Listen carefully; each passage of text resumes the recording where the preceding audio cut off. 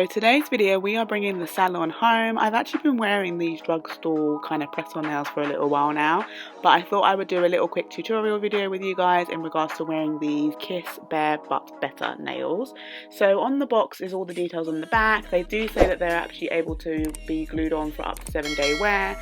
My nails are really crusty, so please don't watch them.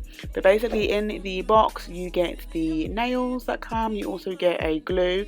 This glue is actually pretty good. I think it's a lot stronger than the normal ones I had back in the day. These nails are also really nicely shaped as well, so there are coffin style nails and like a kind of nudie pinky colour, and the structure and the sculpting of them is really good. It's literally like going to the salon, girl, like I'm not even gonna lie, except it's a lot cheaper and quicker. These nails actually cost me £9, like bargain. So here's me basically at the moment just setting them all out.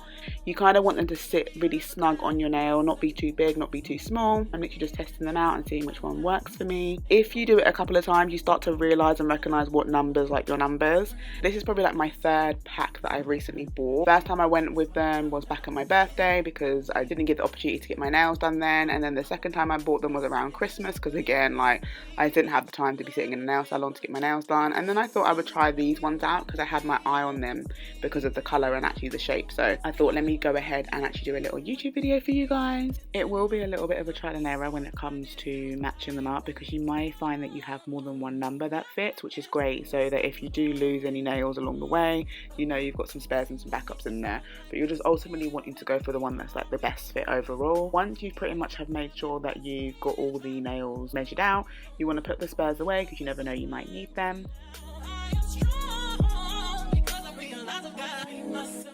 All of the nail kits do actually come with a little nail file and a cuticle tool, as you saw at the beginning, but I decided to go in and use this pre-owned one that I have from Nude, just because it's a really heavy duty nail file and it literally files down and like buffs out really easy and really quickly. I'm actually going over and I'm just filing my nail beds, so I'm not filing them down like super crazy. You just want to basically make sure there's not a shine on your nails, because your nails actually produce a natural oil, and that oil essentially is going to be working against you when you're actually wanting to glue the nails onto your nail beds.